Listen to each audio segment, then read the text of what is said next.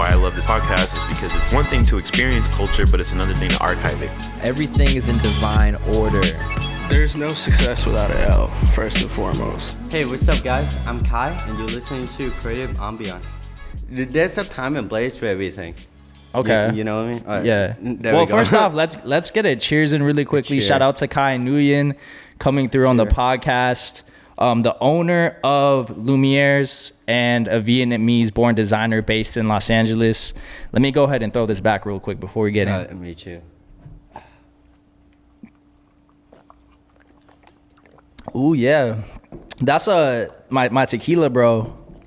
That's how I knew I would fuck with you, because I saw you with the tequila bottle, and I'm a tequila drinker. I only drink tequila, and I had to grab tequila because of all the meeting I told you about. Yeah, so to give some background, Khai told me that he has to take a shot at the beginning of this podcast, and there's a reason for it. So what is the reason for that? I mean, because a lot of people think that's like I'm really good with people in a way. I like communicate because they see the way I am, but I actually like.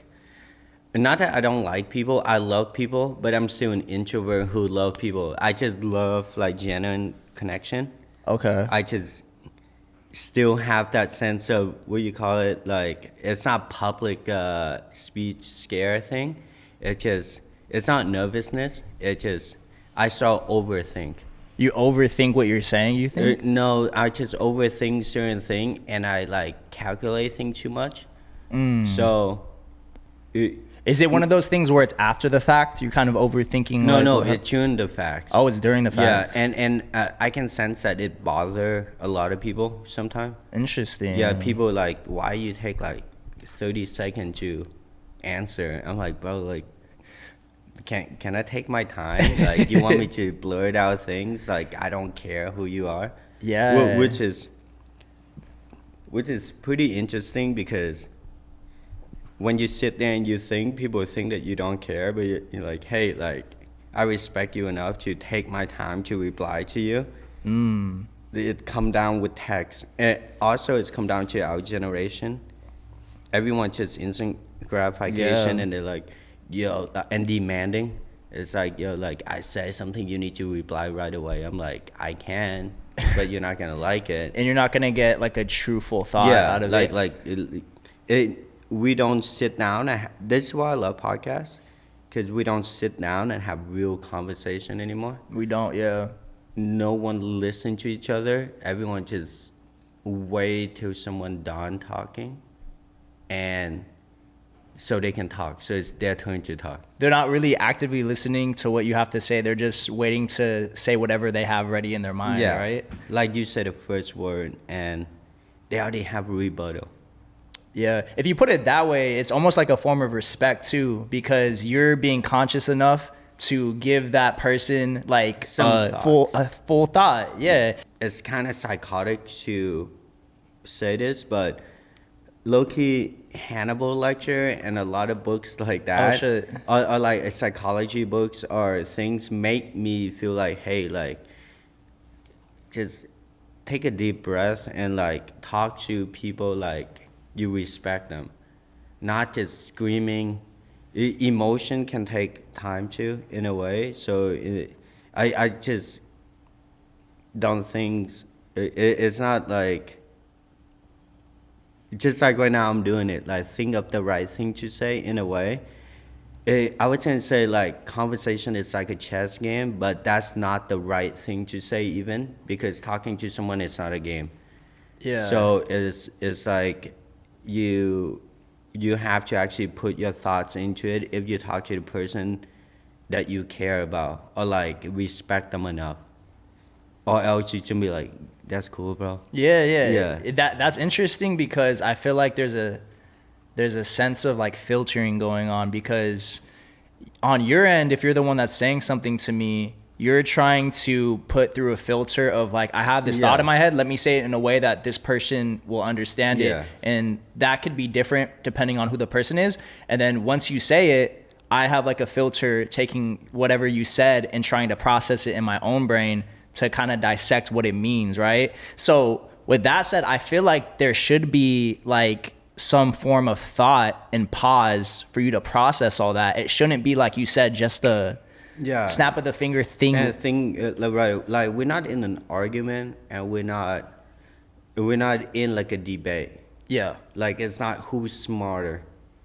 In a way, a lot of the time, like people our age, we always think it's like we have to be smarter than our peers, and in my opinions, it's like if I think I'm smarter than you, why would I hang out with you in the first place? Like, or you think you're smarter than me, why would we be together in the first place? I want to be around people who are smarter than me, and because of that, I want to listen to them and make sure I can learn something from them. You want to surround yourself with people that you can Better learn. than me at something. Like anyone who stands shoulder to shoulder with you should be better than you at least one or two things. How long have you had that type of mindset for? Almost forever in a Really? way. Yeah. Wow. Like it narrowed down or it bleed down so deep, so shallow to a way that like even the way people dress. Like I love that we have the same style and all things, but we have to have some sense of Individuality. yeah, realities, and in a way that like you do have to be better than me at least one or two things, and I want to learn from you. Oh. Yeah. I like that. Yeah. And you Like- don't. No, go ahead. No, you I was gonna say, like, you don't think that you developed that from certain experiences when you were growing up, or you think it's just something you learned over time? Or? I think it's something I learned from over time or overheard from somebody. Okay. Yeah. I think that's important too. Like, the learning aspect is always gonna be something that you should be striving for, because you can. If you're surrounding yourself, like you said, with people that are better than you, or people that are smarter than you, or whatever the case is, there's always something to learn from every one of those people. Yeah. So it's a constant, like, Yeah, it's a thing. constant like going like forward of like certain things. Absolutely. Yeah, like even that is me being able to listen and learn from somebody that say that. You get what I mean? Yeah, yeah. Like somebody say that and I learn from them, even though I forgot who said it or what it is. I still was attentive enough to sit there and listen, and that's in my core memory now and who I am as a person. It sticks with you. Yeah. Do you think that you have that same effect on the people that you're around too? I hope so. I think you do. I think you've already, it's been like probably 10 minutes since we started this thing, and I Yeah. feel like you've already dropped some gems that are pretty applicable, because I haven't had this type of this is probably my 84th episode. I haven't had this type of conversation with anybody. Like, this is a new perspective that I've heard, but it all makes sense. What I want to talk a little bit about your upbringing first. So you are, like I said in the beginning of this podcast, you're Vietnamese born. Up until I believe the age of 11 is when you moved to the States. So and I feel like there's a lot of places that we can start here. And I'm a fan of your work, and I have studied a lot of like your journey, and I'm just curious. What was like the first time that you fell in love with like fashion or design, or the first time that you really felt that spark of interest when you were in your younger ages? You know what's crazy? I'm gonna say this and people are gonna laugh. What? Hollister. Hollister. No way. Yeah. How did that come about? I was saying, I didn't really take. No, like we can go deeper down before Hollister. This is like 2 weeks apart, right? Like I was like not a cool kid, like just a random Vietnamese kid in school, like. And this is when you were in Vietnam? Yeah, like we in like 6th grade or 5th grade. No, here. Oh, in and this America. is when you were in the States. Yeah, I didn't really care about like all I think about in Vietnam at the time was like fucking fighting and shit. Really? Yeah. It was tough back then? It wasn't tough. It's like we trying to act tough. Oh. Because everyone then was tough. You know what I mean? So you just trying to act the toughest. And basically when I got to America, all of that time passed, a year or so. I remember the first time I had a clique was it wasn't JC Penney. It was like some on sale store. Like a department store. Yeah, of some department sort? store, and I saw like a pair of Supra. Oh. And I didn't thought much about it. I just bought it. And this is crazy. I gotta tell this story to the guy who owns Supra and designed Supra like Sky High 1, 2, 4. That must have been full circle. Yeah, we played pool and we like had a full night. Fire. It was kind of crazy. But I saw that, I bought the pair, and from then on out, I got into like soccer. Like we got into like JV. It wasn't even varsity yet, and I had a homie who show up, and I remember we both listened to like Nirvana and stuff, and I already was wearing like blue jean and flannel, but I remember he was like showing up wearing like full on like Hollister flannel, like just exactly like fucking Kurt. You know from Kurt Cobain. Yeah, and then wearing like certain shoes and like it became my best friend. I'm like, what the fuck? You have the same style. That's like Kurt. I'm like this, and we in the same fucking soccer team now because he moved school and shit, and all of that. And in my head, then we started connecting, and because of the style, we're like, oh, there actually a sense of style that people could. At the time, Minnesota was boring. Everyone just wearing fucking Under Armour. Really? Yeah. That's how it was out there? So me and my homies start connecting. And the first final spark, I realized that, I actually like fashion. I should pursue it. Before everything else was Cement 3 release. Cement 3 release of the Jordans? Yeah, of the Jordan. What was it about the Cement 3s that had you enamored? Because there's a deeper story to it, because like I always go to the mall. The shoe was cool by itself, but people lining up. And I'm like, if this is cool, I want to be a part of this shit. So it was almost like a sense of community? Yeah, that you wanted to be part of? So it's like, how can I line up for this? And then the guy from Finish Line like, we already know you. You want to start getting into shoes? Like, we'll let you skip the line because you're the youngest one in town. Like, I was like 12 or 13. I'm like, oh, shit. I was like size 7 at the time. Okay, I'm like, can you keep me a size? And that's how everything gets started. Wow. Yeah, and at the time, we're still wearing Hollister jean with Jordan and Hollister flannel and shit. That was a different era. Yeah, that was a crazy era. When people like go on Facebook, their Facebook group. That was, back then, Hollister was like the way for, I'm not sure how old you are, but I just turned 29. I'm 27. Okay, yeah, so like same age range. Like when we were in the teenage years, Hollister had like a hold on everybody. Every guys, every girl. It was super accessible. It was affordable. I even worked at Hollister for like a year back in the day, and it was like the shit back then. Fuck, I forgot what was it. I wasn't white. And like I was in shape, but I wasn't white, so I couldn't work at Hollister. So I work at Bucko. Yeah, when they have Affliction, Rock Revival. Bro, and Affliction shit. was the whole thing I tried too. to work at Zoomy. Oh, you did? But still wasn't white enough. With Zoomies you had to be white to work at Zoomies? I mean, it's in a Minnesota, whole skate thing. Yeah, but the thing is, Zoomy people love me, but the manager just like, you can't have an Asian kid barely speak English working here. Oh shit! It was one of those things. Yeah, but I still like work friend with everyone in the mall when I was like 13, 14. That's so funny because every mall had like the Hollister, the Zoomies, the fucking Finish Lines, fucking and, like, Dairy Queens, the Winchell Pretzel or the pretzels things, bro. They all are synonymous with that. How was that actually for you as you were growing up in Minnesota? Just culturally, right? Because I've been born and raised in Los Angeles. I've been surrounded by diversity my entire life. So naturally for me, it's just been I feel like it's probably more welcoming for somebody who comes from like a foreign country. So in Minnesota, how was life for you when you were coming up over there? I mean, at first, it's a roller coaster. Because when I got there, I went to Catholic school.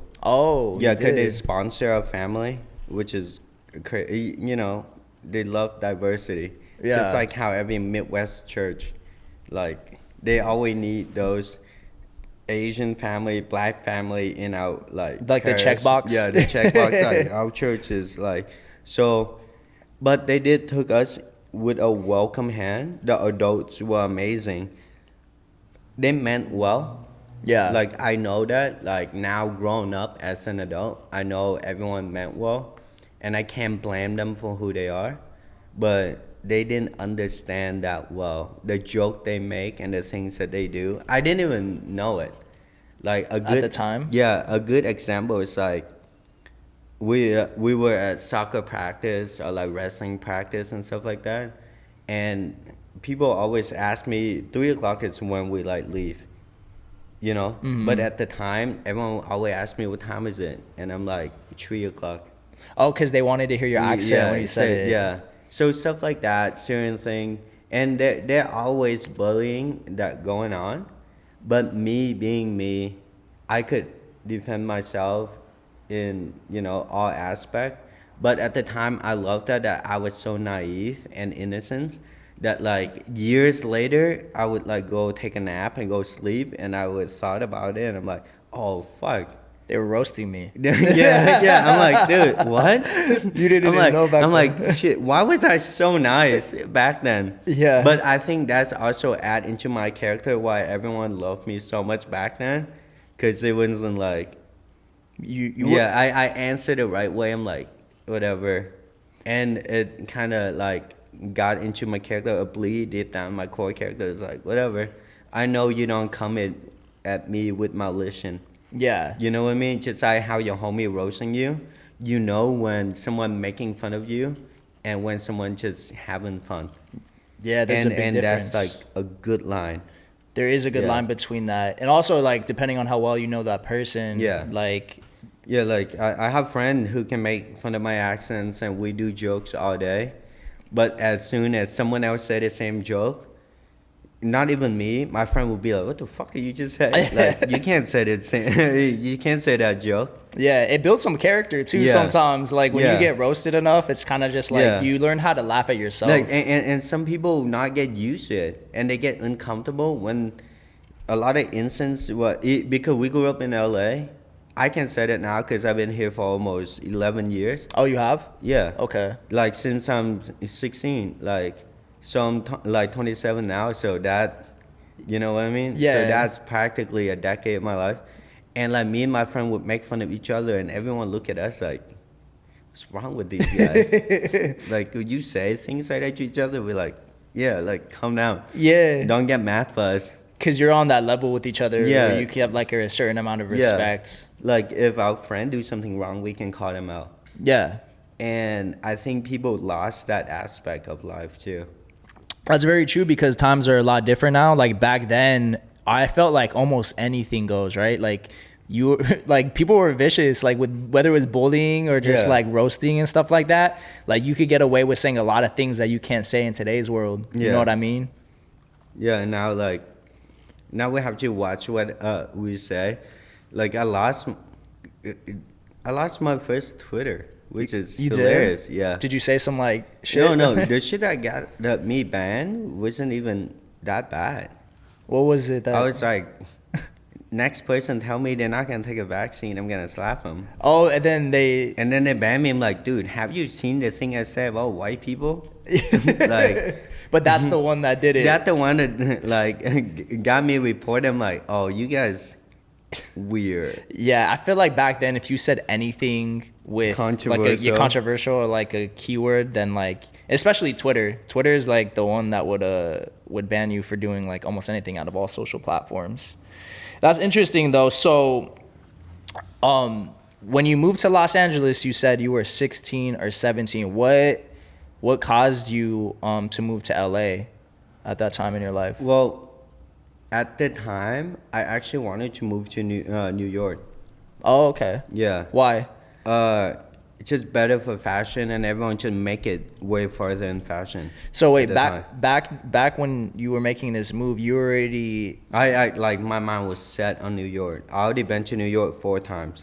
But I only been to LA once. But you already knew that you wanted to go the fashion route at that point Yeah. in your life. What made you decide that you wanted to pursue fashion? I had no other because I have a sister, Mm-hmm. so there were two sacrifices, and I feel like even if I go toward the engineer route that I want to go toward, my sister would have done better with her nursing route, and we can only pick once.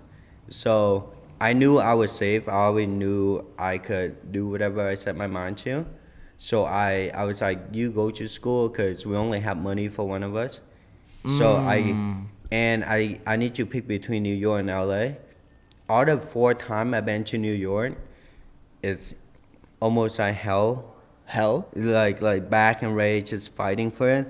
But as soon as I land in LA, it was just feel like home. Okay. Like I came here. The person that brought me here was Dexter Navy. That's the Navy. Yeah, he's the one who shot LSD for Rocky. Oh, no way. He was Rocky creative director. He was my mentor. Him and this guy named Tony Soprano, the creative director of 424. How'd you get connected with him? Dexter was through the Instagram.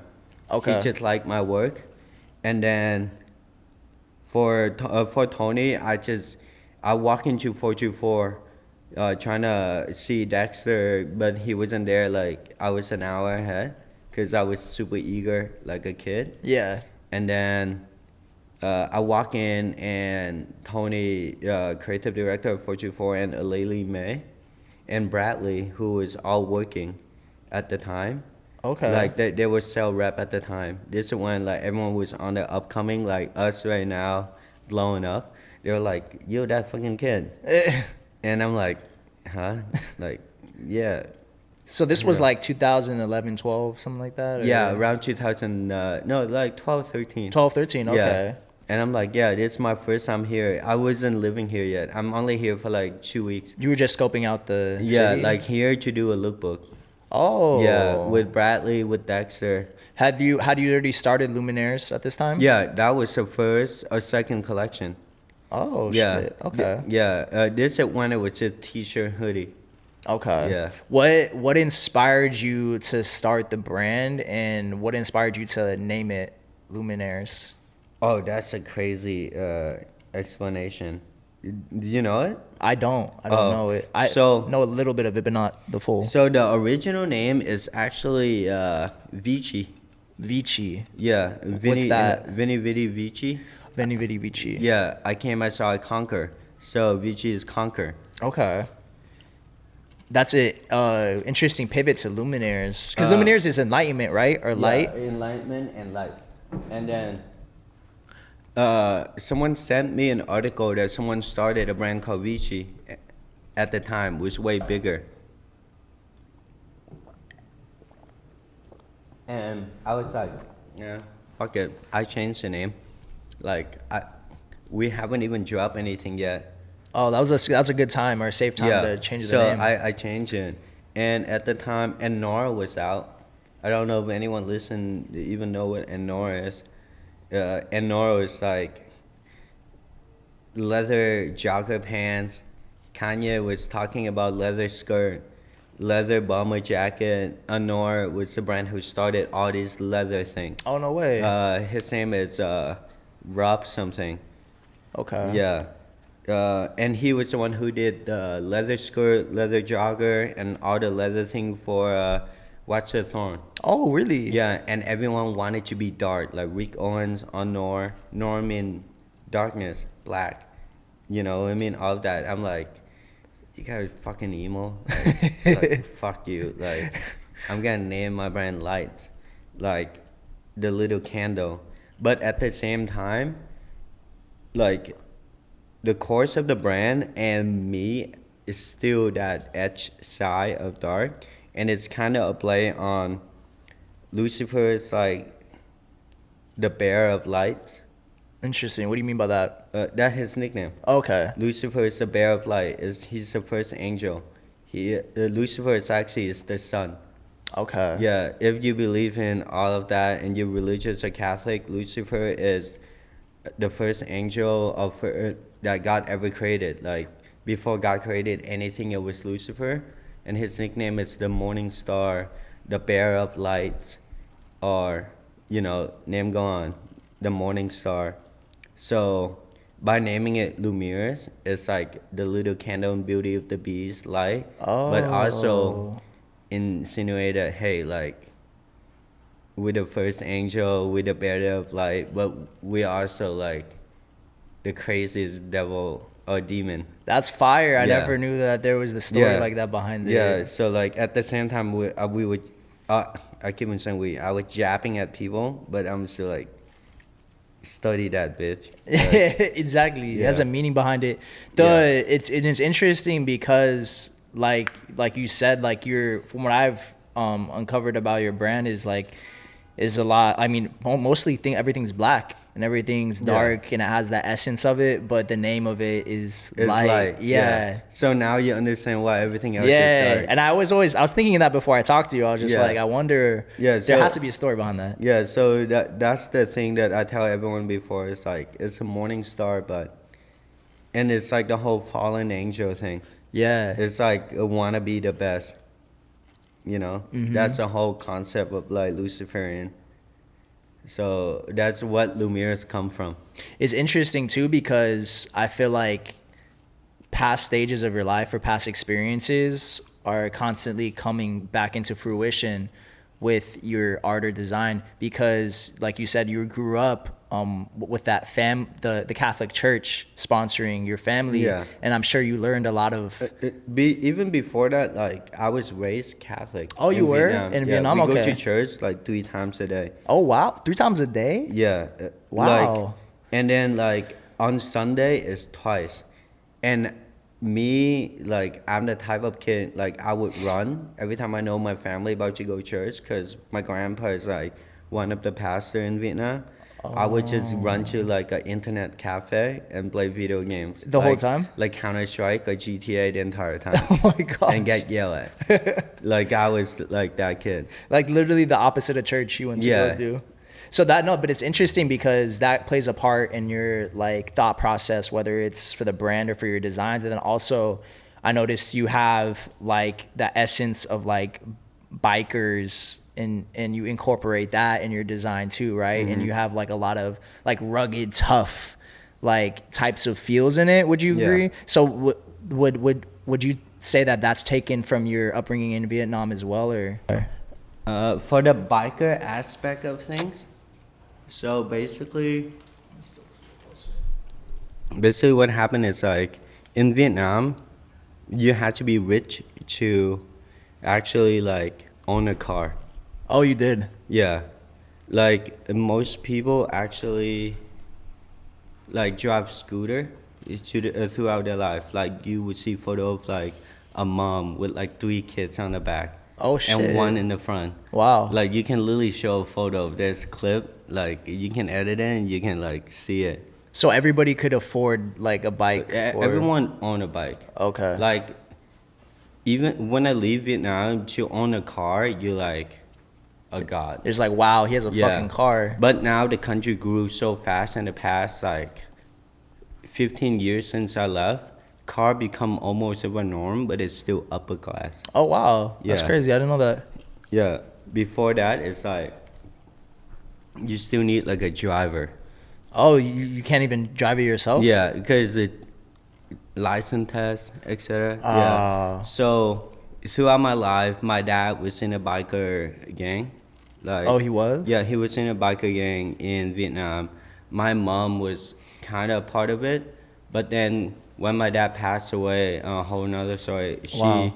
She became another one of those motorcycle, and her job was to sell things throughout the country, like almost like a house to house seller, but we don't have cars, so she have to ride motorcycle, like, and it is ingrained in our blood. I Like see. Vietnamese people, motorcycle is ingrained in our blood, because a lot of soldiers would leave their motorcycle or military equipment when they leave after the war. Right. So that like the history of Vietnam with like scooter and motorcycle. Wow. Yeah. So these elements of like biker culture, of Catholicism, of even like elements of like anime, all of these things, they play a part in your brand and in your designs. Do you think about that when you're making when you're creating, or is just something that's part of you? I think it's just a part of me. At one point, it's like you forget that you're breathing. Okay. Like there's a lot of things that you do. I'm sure like people like Rick Owens forget that he breathes his aesthetic. You get what I mean? A lot of people just wake up and forget. Like Steve Jobs wake up and wearing the same outfit. So for me to wake up and do certain thing, being a fucking idiot, drink in the middle of podcast, design certain thing is, I think to us it's just like habit make a person. So when you wake up, you work out, do a certain thing. That's why I tell people like lifestyle and aesthetic bleed a lot more. A lot of people say this is my aesthetic. I would say that's not your aesthetic. You're mimicking somebody else's aesthetic or lifestyle. Yeah. That makes a lot of sense, because your brand and your designs are so original, because you're not trying to be something you're not. You're like leaning into your experiences and everything that makes you you. And I guess that adds a certain sentimental factor to you and your brand also, because you're getting a piece of you within, and your history and your culture within all of your pieces, right? Yeah, like sometimes without even realizing what we do, it still make us who we are. Yeah. You know what I mean? Like even the music we listen to, sometimes you forget what kind of music you like until somebody asks you. That's a good point. Until you have to describe it, because it makes you think about it. Or like when people tell you like, hey, like what genre of movie you like. So that's like what make people like. It's a core personality thing. I don't know if you heard about it. Yeah, no, that makes sense to me. Do you think, what are some other mediums that you're inspired by? Where do you draw your inspiration from? Whether that's like musically, whether that's artistically. I don't think, not music ever. Ever? Yeah. I actually avoid music. Why? Because it's just film. Film inspired me a lot. But there's something about music that just pushed me away. Is because the people who make the music, it's like there's a saying that like you should never meet your idol, and I experienced it way too well living in LA and New York, and like travel the whole planet and meeting people after people. Like your idols? Yeah, like people that you look up to. Gee, what about that made you? They're just not who they are. They're not who you thought they were? Yeah. So yeah, you like die on a hill that they died authentic, and then when you meet them, you're like, dude, you just like a product of the people around you. Or you just a puppet at the same time, or you don't even believe what even you're saying. It's like a false priest or pastor. Wow. It's like a Hillsong priest. It's I've heard about the Hillsong priest thing. Yeah. It's basically a facade. And I've experienced some of that myself too. But you have to go through it, or you have to meet those people in order to find that out yourself, right? Yeah. Because so often we put our idols or these celebrities where they're on a pedestal. A standard. And I came into moments where I'm like meeting them, and I got so mad at myself that I'm like, dude, you just fucking suck. Why do I even like you? You got mad at yourself? Yeah, for even liking the music or believing the lyrics or do certain thing. And that happens more often with music than anything else? Yeah. Why do you think that is? Because music, you have to play a facade of all things. And I don't think musicians can even control themselves. Like, they're usually owned by people. That's true. And that's a good segment into like fashion becoming that way too, because a lot of brand or designers sign a 360 deal with a lot of agency. You know what I mean? Like, well, now brand owned by a single entity, like V-Lone, Seven Heaven, and all these people owned by Edison Chan, Yeah. etc. You know, and then they can make what they want, or like Because they have to. they have to go with the number. Everything becomes like business. Yeah. And corporate. Yeah, everything become just like, everything become like a off-brand Shark Tank. That's a good Like, point. yeah. Have you ever been approached by people trying to? A lot that of for your time, like a lot, like even today. But in a sense, it's kind of scary to have investor and someone overlook your shoulder constantly, or you have to impress someone, or someone basically own your soul. And that's why I feel like music scare me, because fashion's slowly becoming like fashion. Yeah. Cause there agency popping up like Warner Bros. Own a certain artists. Now there's agency in fashion popping up that own all these brands. Wow, I didn't That know most that. people that most had no people don't idea. even know. Like, if you name 6 your favorite brand, it possibly owned by the same company. Wow. And it's a good example. It's like LVMH. They own Louis Vuitton, Gucci, That's true. etc., etc. So now they're small scale version. That's true. Yeah. Like the way their business is run is the Yeah. same. It's just marketed differently. Yeah, it's just marketing different. It's hidden better. What's crazy is like people don't know that, right? Yeah, Like, a lot of kids don't know it. Like, a lot of people that listen to your podcast don't even know that, like, dude, you get mad at one brand, it's the same owner as 6 brand you like. You get what I mean? Yeah. So it's like, the takeaway is like, nothing seems as is. yeah, you get jaded by it too, Yeah. right? It Because get, it seems like it jaded you a little bit. It's so political that why it come down to me just getting so tired of fashion sometimes.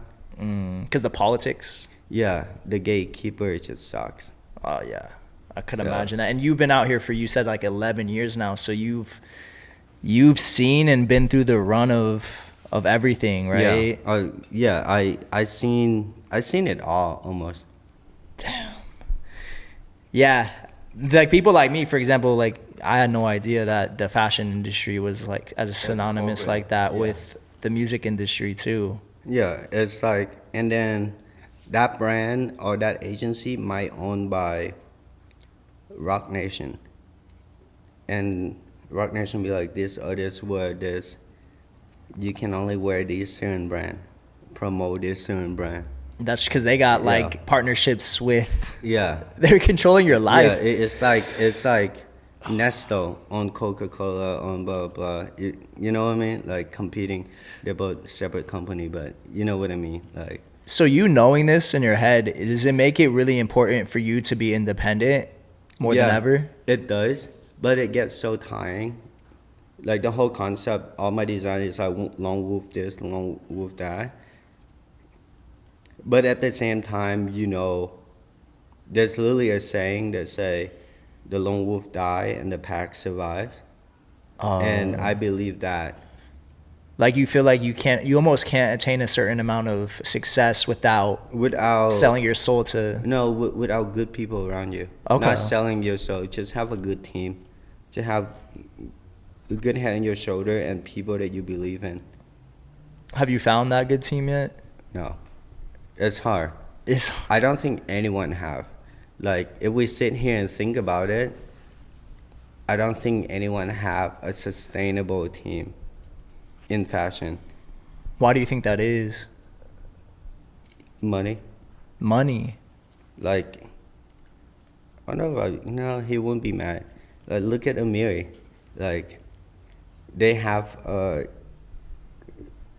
Michael Abbott will listen to this. They have an amazing team, but they still have to split either way.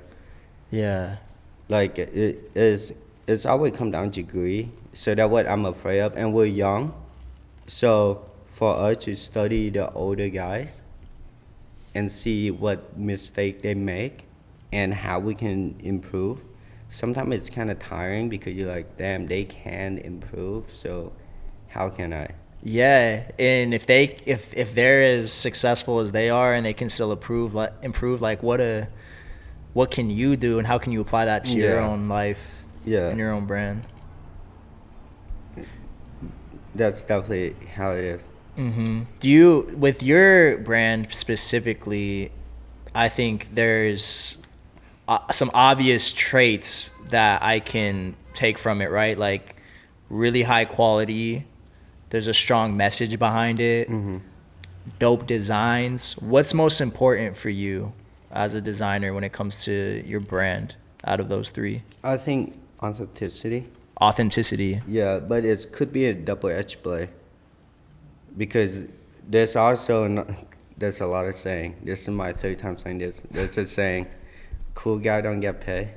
Cool guy don't get paid. Yeah. And like, good segue actually for me. Like, had a meeting with Shay from Revised Denim. Okay. Today. Fire. And it's just about certain thing, but he did say certain stuff like that. He's like, dude, like, you can either stand out or you can make money. Like, and look at Fashion Nova.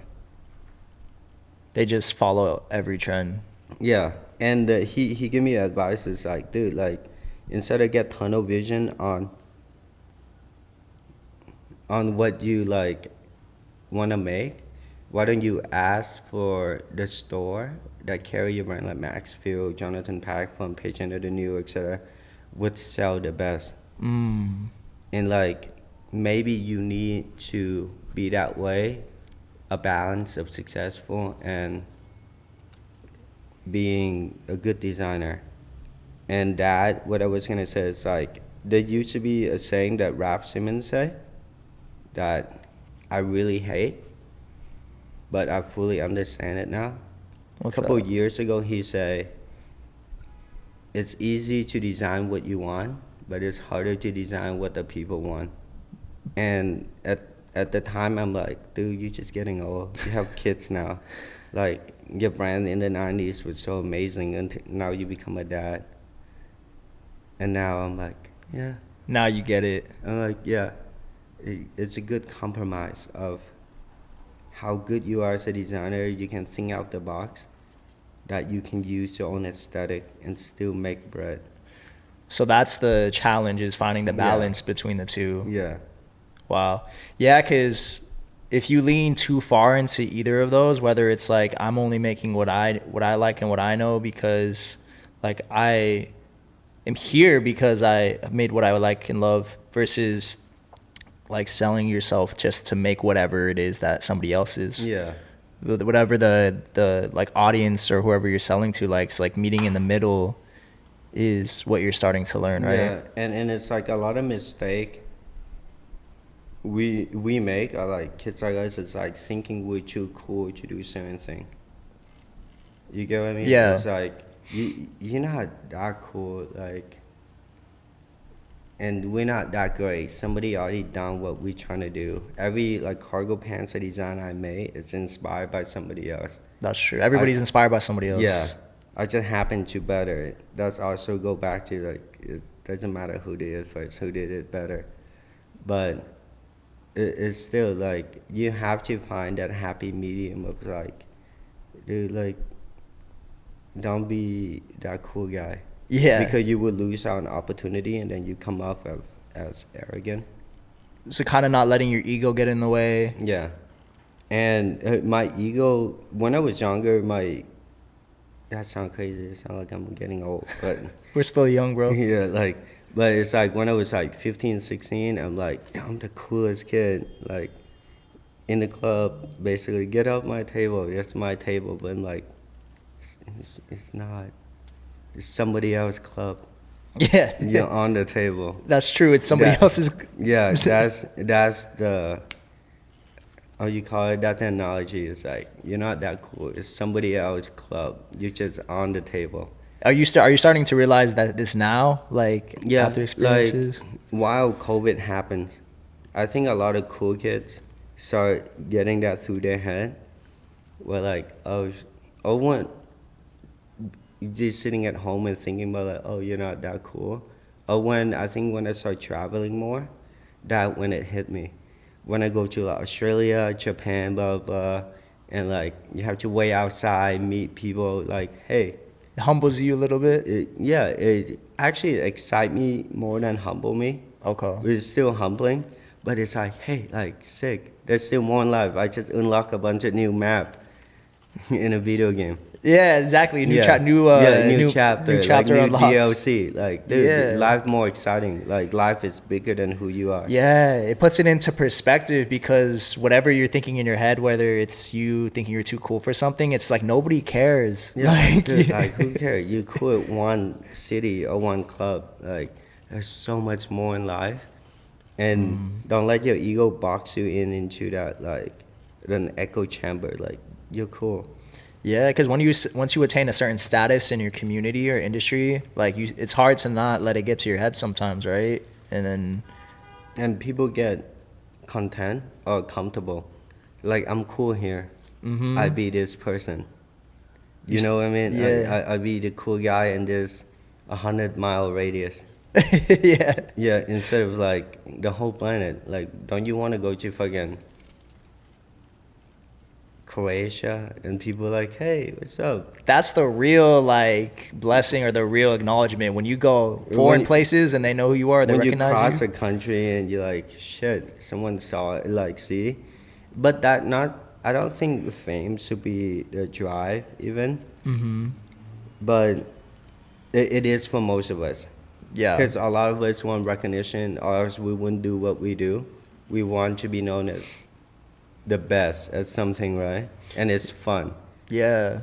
Like, I wouldn't even play video games unless they have like an online mode or like 100 chart. That's a good point because you're not getting if you, Yeah. who wants to play if you're not Yeah. getting to. Like, I literally would not play video game unless it don't have like the ranking 1 to 100. Is it like a competitive thing for you? Yeah. Or, okay. It's like competitive things for sure. But it's healthy though. It's like sport. Were you a sporty person? Yeah, I used to play sports back in the day, and I feel like that has stuck with me also, like wanting to be the best or wanting to be better.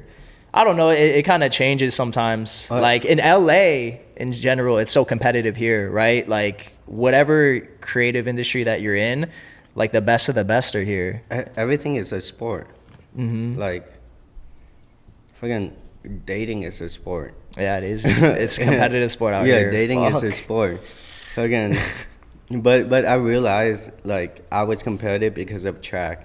Oh, okay. Like when you go there and there's like 1,000 people from 10 different schools. At the meets. Yeah. Yeah. And you're like, oh shit. Fuck the one-on-one team. That's what I love about fashion. It's like, dude, just bring it on. Fuck yeah. Yeah.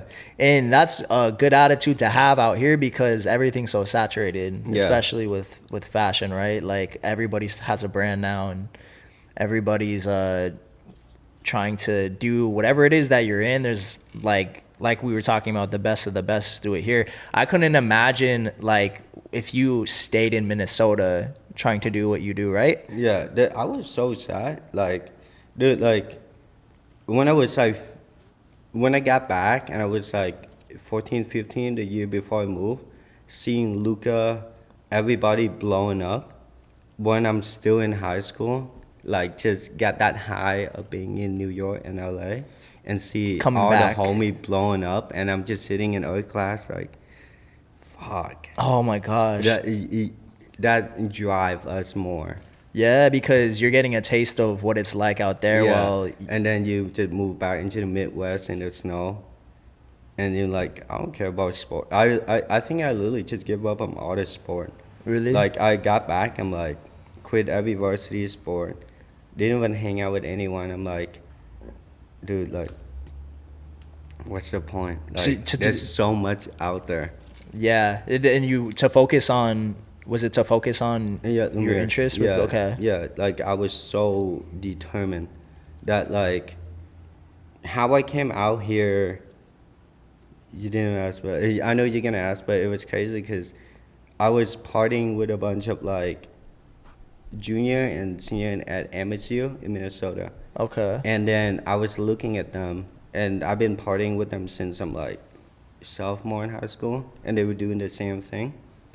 And in my head, I'm like, first of all, an Asian kid, no way I could progress in the society of college, sport, all these things. And I know what I'm good at, and I know like where I would stand out in.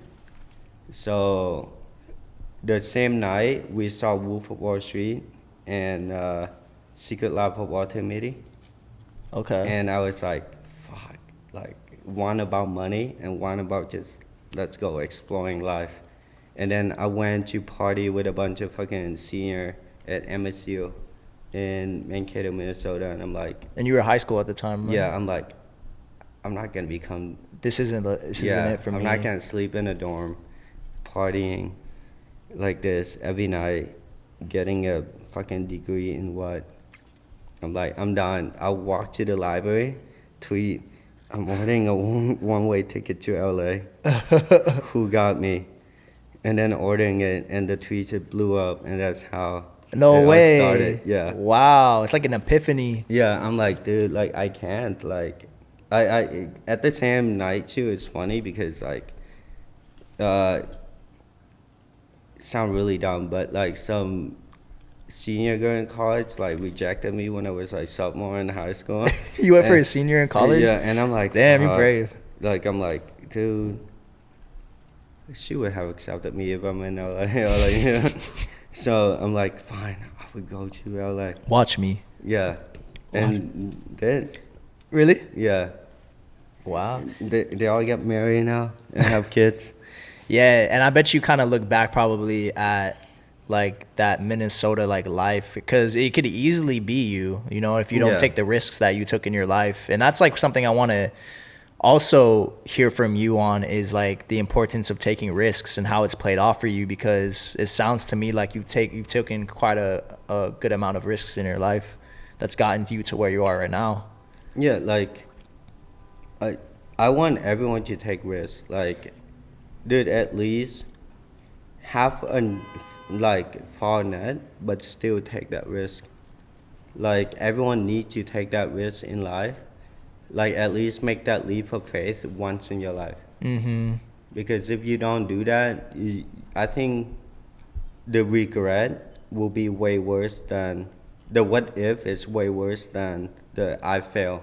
Yes. And I've done that so many times in life because of either fall masculinity, ego, just shy, etc. Just take the risk. As long as it doesn't harm nobody, and you know what I mean, and you have a good heart for it, take the risk and just don't use people as stepping stone. But take that risk. What do you mean about not using people as stepping stones? Because a lot of people take risks, and risk requires sacrifice. When you take that risk, don't sacrifice anyone but yourself. So you don't take a risk and have it put somebody else in jeopardy. Okay. Always remember that. Like, when you take that risk, always just sacrifice. That's yourself. a good point, because some people are in positions to take bigger risks than other people. Yeah. And if you're listening to this right now and you're single or not single, you're young, like in your 20s or even 30s, whatever it is, if you don't have kids, if you don't have some type of like obligation to take care of family, if you don't have some type of responsibility to take care of somebody else, you almost have no excuse to go after what you want to do. Yeah. Like, it's the people that have kids, the people that have to, like, they're put in a situation responsibility that have for someone else. Exactly, yeah. Those are the people that have the excuse to like not really go after the things, because they need that stability. Give me some water.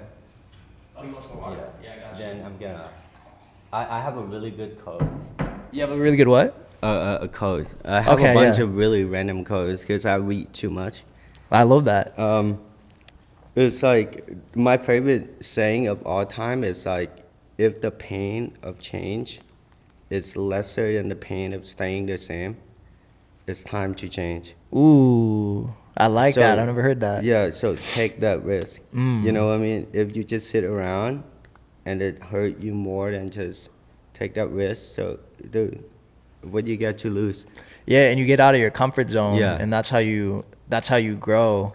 And it's interesting for you because you said at the beginning of this podcast that you're somebody who sometimes tends to overanalyze things, but from what it sounds like to me, the risks that you've taken, you've kind of like just been like, fuck it, like I'm gonna do it, and you haven't overthought it, which is important. I feel like. Yeah, is to simplify, it's like why not? But to go deep into it, forget what his name is, but it's called naive optimism. Naive optimism. Yeah. Okay. So when you start something else, you don't know what it is, and just go into it not knowing. It's better.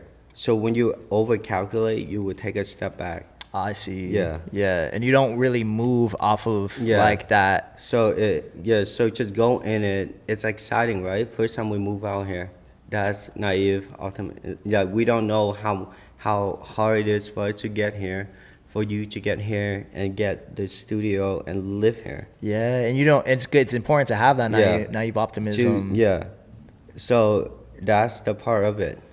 And you gotta, and you gotta move. Like once you take that risk, like it's important to just not think about like, oh, even if it doesn't go the right way, like it's okay. It's learning. Mm-hmm. Yeah, and then we're young enough. Don't let that suicidal like aging thing think you're too old to do something. It's not. Dude, like look at fucking Future and 2 Chainz. They didn't blow up until they were like in their late 30. They did it? No. I didn't know that. Wow. Yeah, like 2 Chainz didn't blow up until he was like 30 something. That's a good point. Same with like Fetty Wap, like 35. A lot of people will be doing what they do for 5 or 10 years before they start to make any money like off of it. A good thing is like antisocial social club. Yeah. When I first moved to LA, I was like 16. I remember Neeks. I was lucky enough to know Neeks. Like I met him through 424. I remember none of us had money to even eat like alone, so we would cook. We would have something called antisocial social club, and it was in K-Town. Whoa. And it's in an apartment that literally this size. In a guy named Tony house, and we'll cook and we'll play Tekken.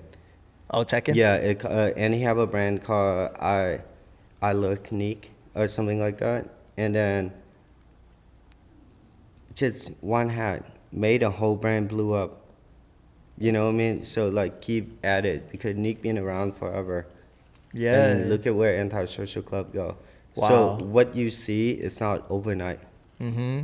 And if you just stay consistent at doing what you do, like you never know what that one thing can be that sets you over the edge. It's really crazy. It's like that one meme when the guy mining gold. Yeah. Like I hate that meme so much, but it's so true. Like, bro, you never know. You could be this close to your fucking thing that changes your life. It changes your life if you give up the night before. You like don't know about it. Yeah.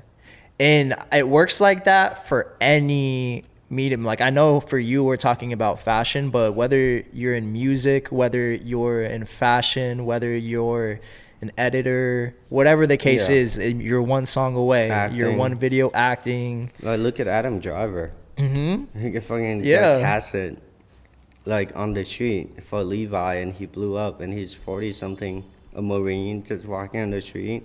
Insane. Yeah. So I'm curious to hear what you think about this then. When do you think it's what do you think the difference is between knowing that you gave it your all and like reality is just gonna sink in to where it's just like, you know what, like this is like you're just being realistic, like maybe this is just not a good idea, versus you being like relentless and persistent in your goal, if that makes sense? Like, because some people will commit to something that's just not working, instead of pivoting to a new idea. Like Virgil Abloh, like, you know, he had different brands. He didn't blow up until he's like late 40. Yeah, he went through multiple brands before he got to Off-White, right? Like Pyrex and what else? So some people, like, I feel like it's important for some people to understand that, like, you know, just because something's not working, like, doesn't mean you need to, like, devote your entire life to doing it. Like, maybe sometimes you need to pivot, but I don't quite understand, like, how you know that. You know what I mean? Like, it's very tricky to know that for yourself. I don't think you do, in a way. Like, there's so many answers. There's like the dream answer, keep going. There's optimist answer is like, hey, like, keep up with what you love and it will get there. Fuck, that's a hard question. Yeah. I think it's not based person to person in a way. My answer will always like do what you love, but have a safety net. When you pass 30, you should have a safety net. But like, fuck, that's a hard question that I still trying to figure out myself. So I don't think I could answer that. Yeah. You know what I mean? Yeah. Like, it's not like we athlete. If you're an athlete, I would be like, just give up after 25. Yeah, and it's very black or white. Either you make it to the NBA like, or you don't. Like your body is like, when it comes to physical, it's very black and white. But creativity, you never know. Yeah. Like Alan Poe didn't blow up until he died. Fucking, there's a lot of artists don't blow up until they're in the late 50. That's a good point. And there's so many, sorry to cut you off, but there's so many variables too. Like, it could be that you have a fire product, but maybe just your marketing isn't right. Or like, maybe you have fire marketing, but maybe you're like, there can be so many reasons why it's not happening for you. The only thing I would say is like, trust your gut. Like, I would say, is my cynicism is like, don't trust anybody. It's just, you have to only believe in yourself and see it. You get what I mean? Yeah. So I think that's like the best. I don't know. Like, it's weird for me to talk about creativity because in my head, I don't think I'm good enough to give people advice. Like, even on the show, when people ask me to do certain things, I'm like, I'm not going to criticize anyone. Because who am I to... Yeah, like, everyone better than me at something. Yeah. So why would I, like, criticize them at it? Interesting. But I feel like... I can cuss people out, but, but I wouldn't criticize people. Yeah, it's subjective, right? Like, everyone says art is subjective to a certain point, and, like, it's relative to what you... Like, nobody knows your situation better than yourself. So that gut feeling is where that comes into play. Yeah, like, no one knows your real story. Yeah. So, like, there's no point of... Yeah, that's it. Like, we don't, like... Maybe it's me, but I don't think... For me, it's like, we don't need to dwell into the situation of thing. It's just like, dude, like, if you can't come up with a solution, then don't talk about it until... that go back to how I work. And now we're going to, like, how I run a certain thing. Yeah. Because if you're not, like... I don't know, knowledgeable about a certain person's situation, then, like, it's hard for you to give advice on what they should do. Yeah. You know what I mean? Unless they open to you fully. Yeah. And I'm scared when people open up to me fully. Why? Like, then you're taking in somebody's soul and, like, full understanding. Oh. Yeah. And then now you have that burden. I would love to take that burden on with my friend, and that's what I do with my team. And, like, I would sit them down. And I would be like, yeah, I will listen to your shit, but I'm not going to give you an answer until I have a solution. Because then you're doing them a disservice or a disjustice. With that said, are you, like, cautious of who you take advice from, if that makes sense? Like, or who you take criticism from? Because I'm sure that there's people that might tell you something where you don't really care what they say, but there's certain other people that you respect a little bit more and you take into consideration what they're saying more than, you know, other people. No, I think criticism from everybody. Like I took criticism from everybody today Oh, and like investors. for investor, and I would still listen to them, it, even though it's horseshit most of the time, but there always some truth into it. There's always some right note. Like nobody pull their heart out and give you the time to speak up would say something lies. Even though they do, there's you can hint it because we're not dumb. Yeah. Yeah. So like I think we should listen to everyone and take it to consideration. No matter who they are. You can always learn from some people. You should listen to everyone. You don't need to believe in them. Okay. Yeah. So like it's I heard a bunch of advice today that I'm like, yeah, like, sure, I got you. Like it make no sense, but I can like use that part to do something else. You like picking and choosing Yeah. what applies to you. Yeah. Okay. Because that how life should be. You can't just like cut everyone off. You get what I mean?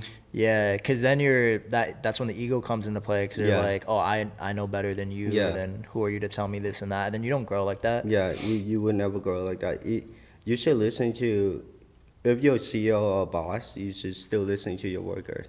Yeah. Because they might have great ideas that you never heard before that would like probably save your business. That's a good point. Yeah. Yeah. Because they might be tapped into something that you're not even tapped Yeah. into. Like the whole different generation of things.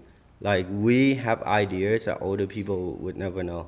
That's true. Like I had a thought today. It's like, is the owner of LVMH really doing everything? Or he just No. yeah, Not at and all. he's the richest man alive. That's true. He is. Bro, like that's crazy. It's not even Jeff Bezos or Elon. It's some dude that owned Louis Vuitton. And what else do they own? Don't they own Gucci or they own like Damn, I wish almost we everything? have our own Jimmy on my internet here. You can search it up for us. Yeah, just search it up. But it's like they own a lot. Of the high-end Yeah. fashion brands. They own all the way to Mad Happy. Oh, damn. And I'm sure they're constantly looking to acquire the next big. They constantly acquire Rimowa, their probably biggest one. Wow. They Yeah. have Rimowa? Yeah, Oh, damn. I think Rimowa is. I will be my own assistant. Drop it in the comments if you know more Like, brands that are owned by LVMH. No, like it's the same thing with Edison Chan, who own like Vlone, like Seven Heaven, Revenge. It's all these type of conglomerate. It's crazy, and it's like that for everything. Like even with like the beauty industry, it's like Condé Nast that owns like Allure and fucking. Bro, look at Nesto. They own water. Yeah, you don't realize Bro, like they own everything. how do you own water? Like talk about creativity. Like somebody own water, and then drop a commercial with Kendall Jenner passing a Pepsi. We can all be together, like, dude. It's like, crazy. It's yeah. really like 5 mega brands controlling the the whole entire planet. world. Like Cyberpunk 2077 is real. Like it look Korea. When we talk about fashion, Korea own that many brand, and there's 5 family that own the entire country. I might be wrong. Watch, they're gonna kill the podcast. Shit. But yeah, With that said, switching gears here a little bit, where do you draw your inspiration from? Is there like a certain mode that you put yourself in, that maybe you operate in best to get inspiration? Or are you just kind of living life and drawing inspiration from your experiences? I think right now living life is best. Okay. It's just because I just turned 27. Not just turned, damn, I'm almost 28, Jesus. Oh, damn. In November. But it's just living life, eating the food, watching movies or film. Just anything around you, draw inspiration from it. It's like going with the flow is the best thing that I found. But my main core always go back to like motorcycle, military, and just like outdoor. Those are the 'Cause pillars. those are the things that I love the most. Yeah. But film and anime also have a strong core. Yeah. But those are in my blood, so I barely think about it. It's just always gonna be a part of your brand. Yeah, I your always design. wake up and like every time I eat, just put on anime. Yeah. So what's your process like when you get an idea? Like, let's say you leave this studio and you're on your way home, and an idea pops into your head. Like, what do you do? Do you Put a note on my phone, get home, go on my notebook, draw it down, and then let's see how from there on out it's just put in an effort. And that's where a lot of people get lost because they like not putting in that effort after they got the idea. A lot of people just have not epiphany, like euphoria on coming up with something cool, but they don't execute it. So it's important to act fast on that Yeah. idea while it's fresh in your head. Okay. Like just get on it, do it. That's what my advice for people, because as creative, we get sick of idea. You get what I mean? Yeah, because they're constantly coming. Yeah. How do you, with that said, I'm sure you have a lot of ideas in your notes. Like, I'm sure your notes pad is filled with like $1 million ideas and shit. So what is the deciding factor for you to action on one? Like, which ones don't make it, and like which ones are the ones that like actually make it to the forefront of you actioning on it? I think it's an easy answer because I try everything. Oh, you do? Yeah, we try to. I try to execute everything, and see what makes sense. What costs more, and right now it's like because I'm starting out still, whatever costs more, so we can do the snowball effect. Because I'm not gonna execute an idea unless I can do it to the fullest, and that's the double-edged blade of being a perfectionist. Like not doing something unless you can do it to the fullest. Okay. And sometimes it could turn into procrastination. Cause like, oh, I can't do that. You don't have the bandwidth right now to Yeah, do like it. I can't do this way, so I'm gonna save it. That's an excuse. Yeah. So that's like one of the bad thing that people, I would tell people just, I forgot who, another one. I forgot who said, but work with the Steve Lacy. Steve Lacy? Yeah, Steve Lacy. He said his idea is minimum maximum, because he made most of his song on his phone. Oh, I mean, he made a lot of his songs. Yeah, that's true. So it's called minimum maximum. So instead of like, I need all of this to execute my idea, just work with what you got. Yes. And don't make excuse. That's He so did a whole important. TED talk for it. Oh, he did? Yeah. I gotta so check like, it out. yeah, everyone get it. Like, and before that, and I'm still that way. I'm like, but some idea you respect it so much for the authenticity, you have to wait till you can execute it well. But certain idea, you're like, hey, like, let's do it. Yeah, that's very important. I think that's a gem because like this at minimum maximum is just us too. Yeah. Yeah. Literally, in the camera and some lights. Yeah. And no, that's super fucking important because I think so many people, like whether you're starting something or haven't started it yet, maybe you're planning it, like so many people think that you need like all of this equipment. Yeah, high-end equipment. You need to have like a whole plan like laid out for yourself. You need to have a team or something like that. Like you just need to start. Yeah. Right? You don't like, need to you just jump into it. Like don't wait. Just jump into it because the best way to learn is hands-on. Yes. So it sounds like you take that and apply it with your ideas then, right? Yeah, like everything I do. If I can't do it, I would just be there in my studio and learn to do it myself. Okay. And whether from anything, from clothes, building, computer, anything, cooking, start with cooking. Go on YouTube, look at a recipe. That's a good like habit. Like cook for yourself. Then from there on out, you make a habit of learning how to do things yourself. You get what I mean? Yeah. Build a Lego. Anything that has a process to it. Like go That's to a good IKEA, point. but like just learn how to do things yourself. And I think that's important now for everybody that has a brand or a company, because like you're obviously in the process of putting together a team, but you've had to learn how to do everything yourself, so you're more well-rounded and you understand how everything works. So now I'm sure when you bring people onto your team, you can teach them, train them, yeah, because you've done it yourself. Yeah, you know how you want it done. And it's like people respect you more. It's like, what that saying? Fuck, another one. What is it? Jack of all trades, master of none.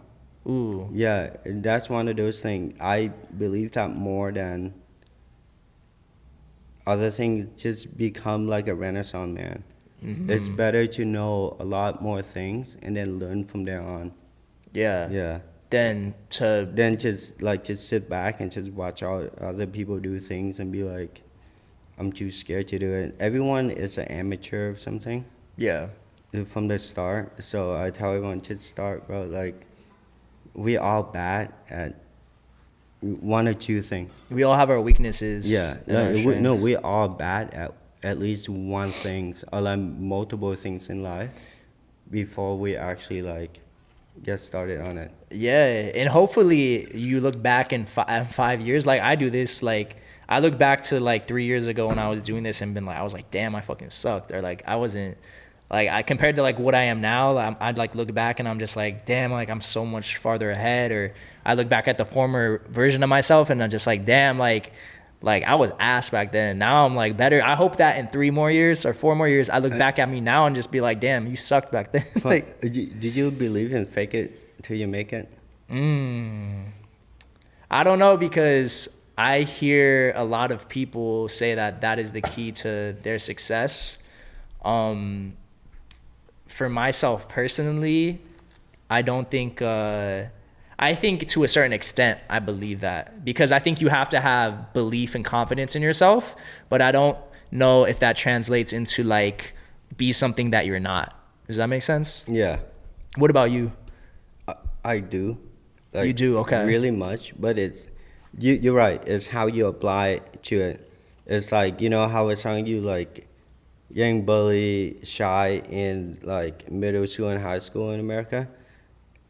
For me to like, let's say, when I got into like soccer, like varsity soccer, get a full hog, so you start walking with like my chest up and start acting like the cool kid, and slowly that translate over.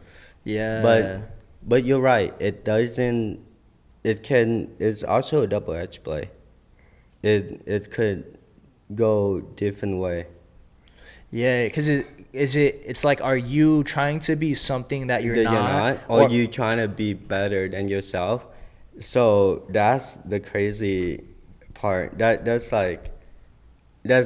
above our pay grade. Yeah, exactly. Yeah, like we didn't go to school for that. We didn't. We know it works, but it's a very good point. It's important to act to apply a certain thing that we learn and how we learn it and what's work.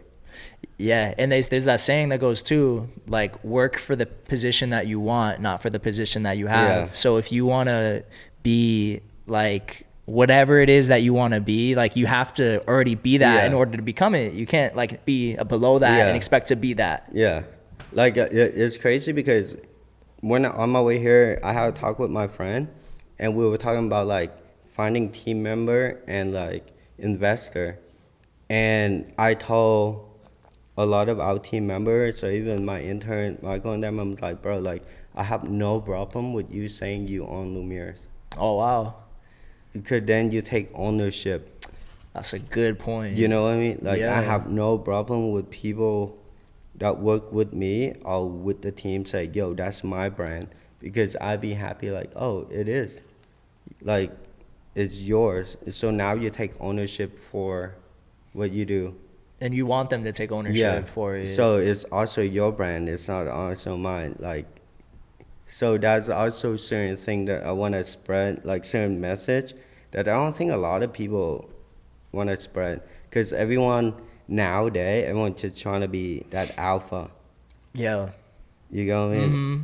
And I'm like, dude, it doesn't work like that. Yeah, and you're the people that are quote unquote under you, or like that are working for you, I'm sure they appreciate that because they feel like they want to work harder because they're invested in it as like an because owner. it's also them.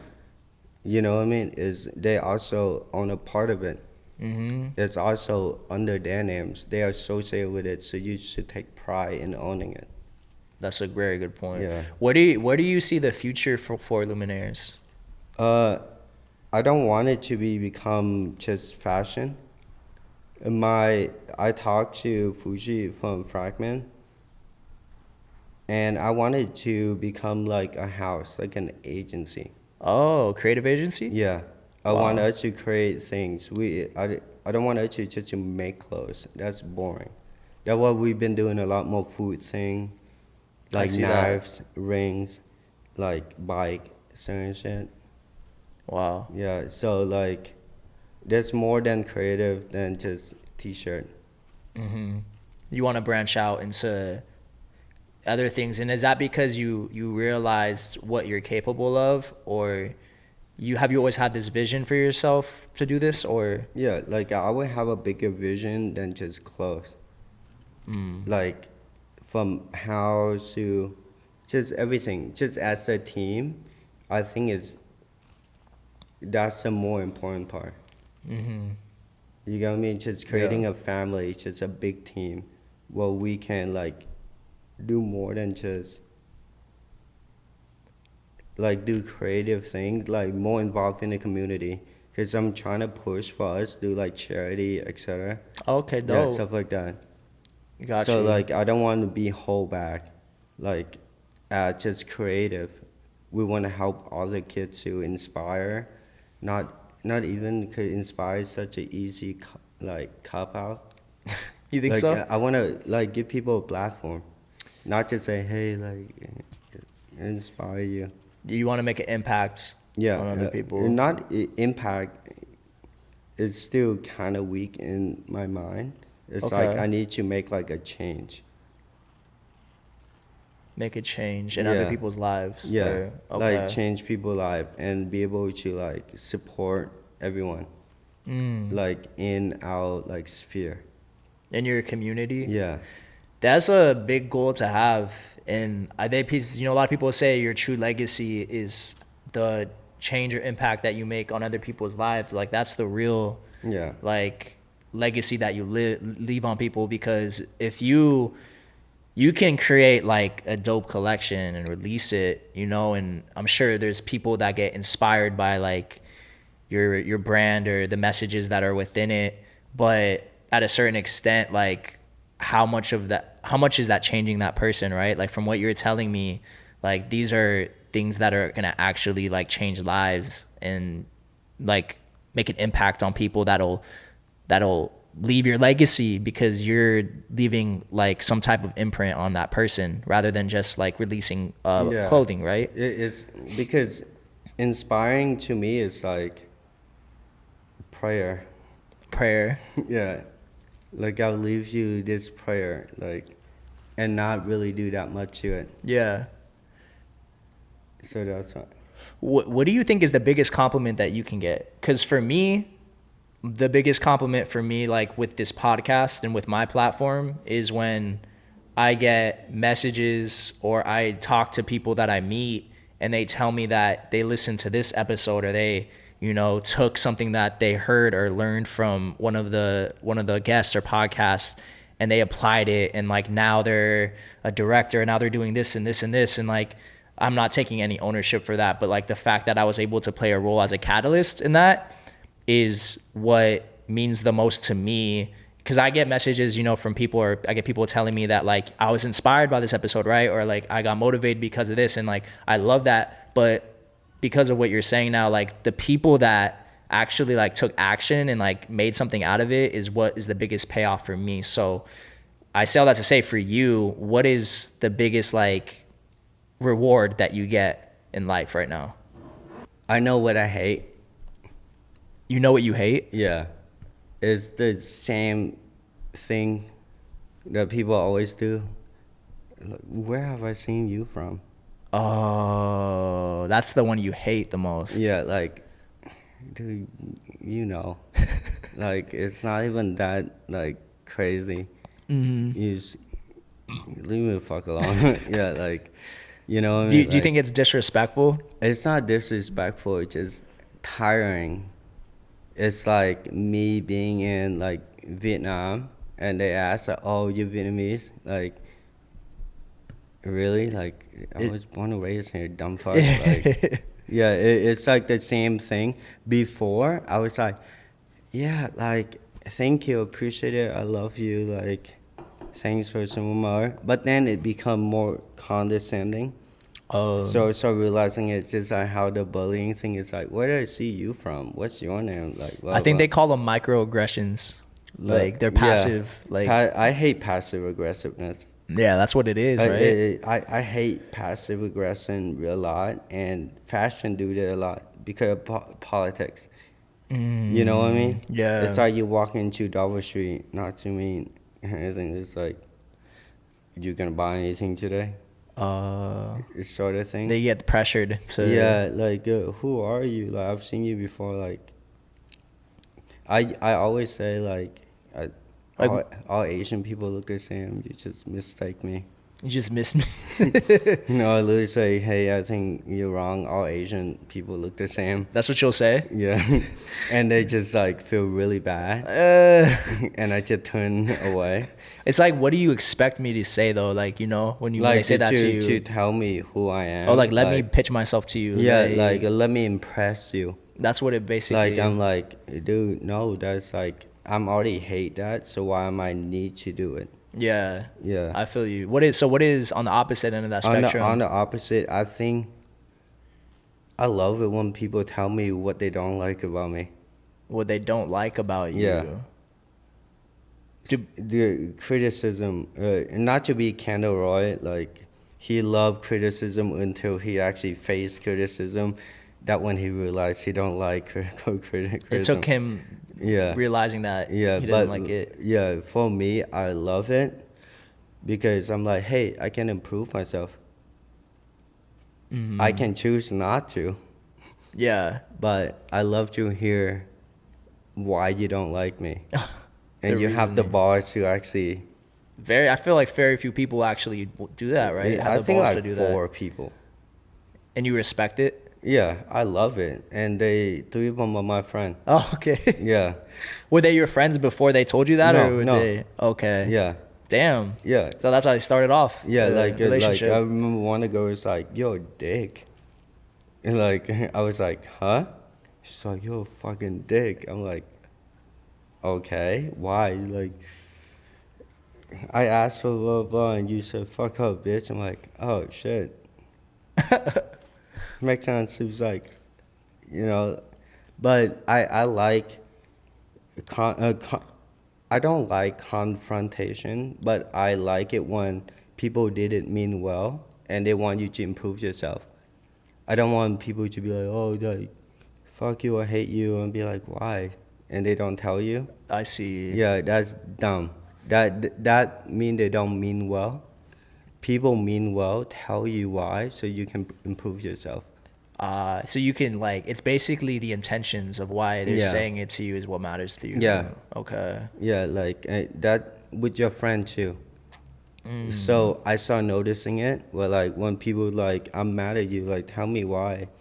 Like, are we dating in high school? Like, just tell me why. Like, yeah. When they tell you why you can improve yourself, that means they still want to be in your life. That's a good point. Yeah. And they want you to be better. Yeah. And you like, okay, that makes sense then. Like, you can respect the fact that they want you to be better. And that's why I love confrontation, when people come with a mean, not with emotion. Interesting. Yeah. Interesting, because a lot of people can take that the wrong way. Yeah. If they come into it with the wrong mindset, you That's know? why you take the 30 seconds to think. Yeah. It's true. We circle all the way back. Because that's a lot when you think about it that way. Like, when somebody's talking, for you to like be in the mindset that you have, like, you're trying to understand what they're saying, but then you're also trying to like not judge, but you're trying to like take in what their intentions are. And that's like a lot to consider when you're just but listening. when they give you the time to take a deep breath, that when you know they're really for you. Oh. You get what I mean? Yeah. So like the little things, like I pay attention to it a lot. Fuck, I do analyze people a lot. Yeah. Like when you talk to them, I notice their feet. You So do? when you talk to them and their feet point away, that means they want to walk away. That's what it means? Yeah. Interesting. So they want to like The hey. body language. Yeah. So those are the little minimal thing. You know what? That's funny because I when I was in school one time, I took a visual communications class, and all that stuff matters. Like, what I learned is that when people are nervous or uncomfortable, they block their arteries, and it's a form of like comforting this? themselves. Like whether it's this, people are like Yeah. that or like that, Yeah. or like if you have some type of insecurity on your body, you hide it to comfort yourself because you're subliminally like you don't know you're doing it. My thing is like I start scratching my head. You start scratching your head. Yeah. A lot of time when my best friend noticed me, like they would walk over and grab my hand and remove it from my hand. Yeah. When they feel my frustration, I have a lot of friends, like my best friend would walk over and literally grab my hand and be like, nope. Just so you Like, can stop doing it. Yeah, like, cause I would stand there like this, you know what I mean, do a certain thing, and they would come over and grab and like pull it down. Everybody has one of those things. Yeah. So that's probably like how you comfort yourself subliminally, right? Like that's your go-to pose. Yeah.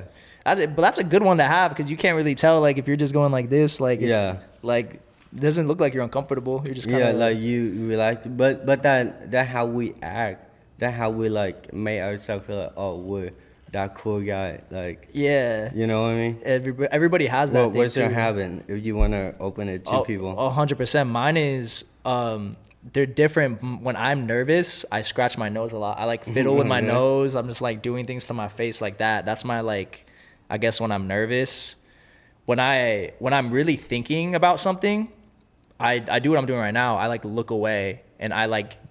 It's almost zone out. It's almost like I'm getting into my own zone of like. But that's good though. Exactly. And for some people though, like if you didn't know, disrespect. It could be disrespectful to some people. Yeah. Exactly. But really it goes back to like what you were saying before. Like I'm actually giving you my full thought because I'm getting into like my own zone of like trying to give you my best. Give you my 150%. Exactly. Yeah. So what those are for me. I scratch my nose because it's itchy now. Yeah. That's wild. Like, damn, we have a lot of good conversation that have nothing to do with fashion. No, that's. I didn't realize that it's a fashion podcast, and we just like went into a whole lot of other things. Yeah. It's like, but at the same time, that's what it should be because we more than our art. More than what your art is. Yeah, like we're more than what we put ourselves out there. Mm-hmm. And people don't realize it. People think like our best and who we are is what we put out. Like, I mean, my favorite designer say "fuck off," so you think like, yeah, yeah. So, I mean, it's all too like relative to like what you're doing in your brand because all of these things we talked about, while they're not necessarily like fashion related, but some of it has been, it's still like who you are as a person, and it plays a part into like the story you told about like the different like intersections of your upbringing and how that plays a factor in the backstory to that. It's just like, that's something you went through, but it still plays a factor in your brand, and it's it's all background and gives context into like why you do it. Well, into why you do what you do, and I think that's super important. And I love that everyone have their own personality now. Mm-hmm. Like at least our generation, but like now, like and most of the kid now fucking sucks. Yeah. Like everyone just fucking hate Y2K. I know the grudge and Y2K thing, like lone wolf or fuck off, like these different messages or slogans that you have with your brand. Are you trying to like appeal to a certain crowd that might have been in similar shoes to you, if that makes sense? Yeah, I mean, yes and no in a way. It's almost like a called out You get what I mean? A call out? Yeah, it's almost like, hey, like, look at me. I'm just like you. Do you want to be a part of this? Instead of like, hey, I'm just like you. Okay. You get what I mean? Yeah, it's like counterculture almost, or? No, it is almost like a cry for help in a way, but which is still a good thing, I think, because a lot of us creative are alone. Fucking, I just said what Barry just said. Jesus. Oh, I'm gonna get a text from this one. This right. Why? Because Barry and a guy named B gonna text me because I said it. Because they are creative are alone. Oh. Oh, fuck. I could cut it out. Oh, no, you're good. Okay. Yeah, but it is true in a way. People do grow and change. Yeah. The way I'm gonna leave it up there, but yeah, it is a cry out to, hey, we exist. You know what I mean? Like people like me and you exist, and not alone. And if I can get here, you probably can be better. Yeah, if you can make it to this stage in your life, you can so too. you can make it alone too. But at the same time, if there this many lone wolf, are we really alone? You're like finding sense in community almost. Yeah, like It's like a play on almost yeah, on. Yeah, just a play on everything I do, and you already know that it's almost like a poem, like a riddle, like in a way, like are we really alone if we doing this? But yeah, you're right, like. Yeah, I don't need to go more deep into it because I think respecting kids that following us or respecting us or like liking us, they're smart enough to know. Absolutely. It's like respecting your consumer or your fan. Yeah, and they can find like they relate to it, right? Yeah. Like, we're not dumb it down for them because they don't need to be dumb it down. Fair enough. What's next for you in Lumieres? Is there anything that you have coming up in like the near future, or what are you most focused on right now? From here on out, I think I'm gonna start dropping every month. Oh wow! So it's gonna be direct to people. I want to drop my price point completely down and let everyone wear it. Wow, Yeah. so more accessible. Yeah. So my idea, just how I said in the beginning, I just want to build like almost like a cult, like a team, a community. So I want to cut out all the gatekeeper and let everyone own a piece of Lumieres. No matter how exclusive it is, I still want to keep it that way. But that's the goal. So focused on community building right now. And it's gonna be fun. Fire. Yeah, I have a concrete idea, but it's hard to explain or execute it. Like. Yeah, and I don't want to go too deep into it because I want to let it be like, let it come out. But how are you gonna transition from like, I feel like the pieces you make now almost have like so much like custom work put into them.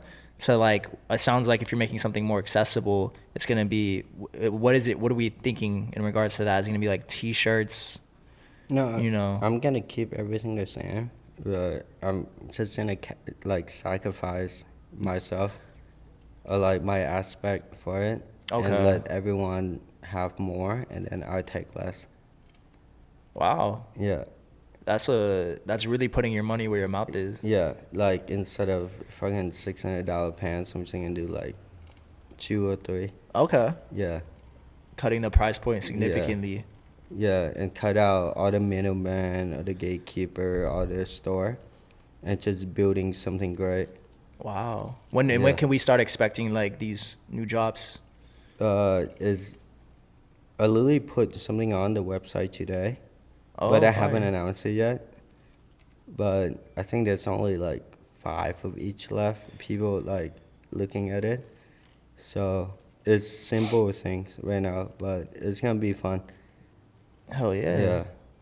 Looking forward to that. And what about for you? Like what's most important for you right now? I think building a community and just be happy for now. Like happy. yeah, like just happy with what I'm doing, and focus on how I can sustain a community. What makes you most happy? Creating. Creating. Yeah. If as long as I can make things, I would say I have like 5 to 7 years left until I'm like 30. That's And crazy. that when I'm gonna start thinking about numbers. But yeah, but so with that said, would you say these next 3 or 4 years right now are gonna be your most like risky years before you get to that stage? Almost like maybe not risky, but you're most like you're gonna try to maybe take a little bit more like out there ideas. I think I have to focus more on what's safe, but at the same time keep my aesthetic. And that's that. Yeah. We'll keep it at that. Cool. Well, where can people follow you if they want to continue to follow your journey or your brand? Start with Instagram because we have YouTube coming up for Oh, dope. vlog for like everyday things. Because I want to open up like a whole new culture one. I want to have like almost an open source to show people how to do everything, do the same thing I do. Because I'm not worried if people have the same thing. It's just like, if you have the same resource and you can do it better, go ahead. Yeah, and you're not gatekeeping like Yeah. you keep saying. And then TikTok starting soon because, fuck. Yeah, but yeah, those things. Just don't follow me on Twitter. Okay. IG. So what's the IG? Khai Lumieres. Khai Lumieres. KAILUMIERES. Cool. We'll drop that in the descriptions below. So go ahead and follow my guy on IG and those other socials except for Twitter. But no, I think that's really important. Like something I've been realizing as of recently more than ever is showing the process is super important, and people love watching the process and applying it to their own creative endeavors. Fire, man. Well, I think we went like almost 2 hours in on this. It felt like it was like almost 30 minutes. What's the longest one? 2 hours. I think this was like right up there because usually like an hour and a half. But Khai, bro, I appreciate you giving us your time and vulnerability. We could go for I feel like even 2 more hours if we really want to, but we'll stop here. Any last words that you want to say before we hop off? No, just do you guys. Do you guys. Love it. We'll end on that. From Creative Ambiance, this is Levi, Khai, Nguyen checking out. We'll see you guys next time. Peace.